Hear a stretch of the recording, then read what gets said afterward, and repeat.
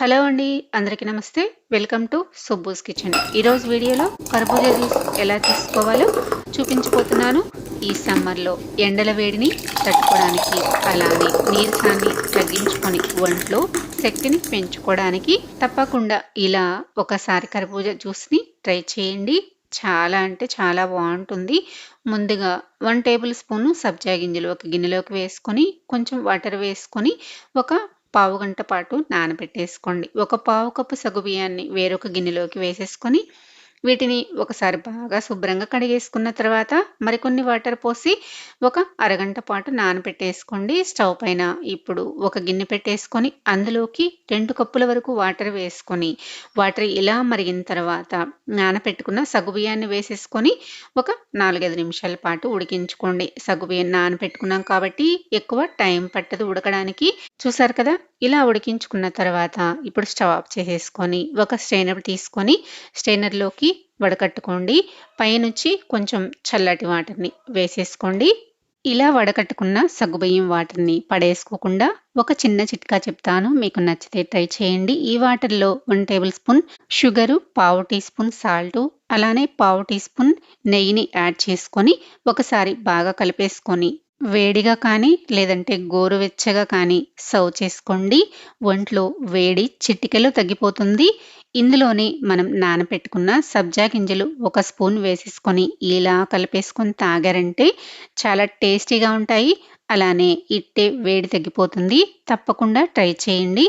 ఇప్పుడు కర్బూజా తీసుకొని దీన్ని ఇలా సగానికి కట్ చేసుకున్న తర్వాత ఇప్పుడు ఇందులోంచి గింజలు తీసేసి పక్కన పెట్టుకోండి. ఈ గింజల్ని పడేసుకోకుండా ఎండబెట్టేసి మనం ఇంట్లో ఎప్పుడన్నా స్వీట్ చేసుకున్నప్పుడు వాడుకోవచ్చు.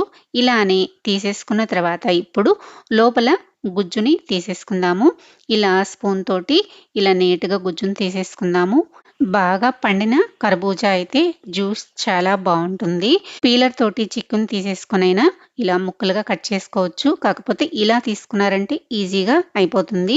ఇప్పుడు ఇందులోంచి కొన్ని ముక్కల్ని ఇలా ప్లేట్‌లో కట్ చేసి పెట్టుకోండి. ఇప్పుడు మనం తీసుకున్న గుజ్జుని ఒక మిక్సీలోకి వేసేసుకొని నేను ఇందులోకి పంచదారకు బదులు హనీ యూజ్ చేసుకుంటున్నాను. హనీ లేకపోతే మీరు పంచదారనైనా వేసుకోండి. ఇప్పుడు ఇందులోకి ఒక గ్లాసు కాచి చల్లార్చిన పాలను వేసేసుకొని మరొకసారి మిక్సీ పట్టుకొని ఈ జ్యూస్‌ని ఒక గిన్నెలోకి ఇలా వేసుకున్న తర్వాత మనం వడకట్టి పెట్టుకున్న సగ్గుబియ్యాన్ని ఇప్పుడు ఇందులోకి వేసేసుకోండి.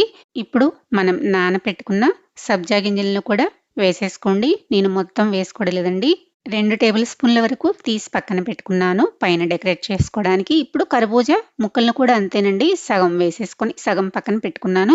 ఇప్పుడు ఇవన్నీ బాగా జ్యూస్‌లో కలిసిపోయేలాగా కలిపేసుకున్న తర్వాత ఒకసారి మీకు స్వీట్ సరిపోయిందో లేదో చెక్ చేసుకొని చల్లకపోతే ఇంకొంచెం హనీని కానీ, షుగర్‌ని కానీ యాడ్ చేసేసుకొని వీటిని ఇలా అయినా సర్వ్ చేసుకోవచ్చు. లేదంటే ఒక గంట పాటు ఫ్రిడ్జ్‌లో పెట్టి సర్వ్ చేసుకోవచ్చండి. మీరు అప్పటికప్పుడు సర్వ్ చేసుకోవాలంటే గనక ఐస్ క్యూబ్స్ వేసేసుకొని సర్వ్ చేసుకోండి. నేనైతే ఫ్రిడ్జ్‌లో పెట్టుకొని సర్వ్ చేసుకుంటున్నానండి.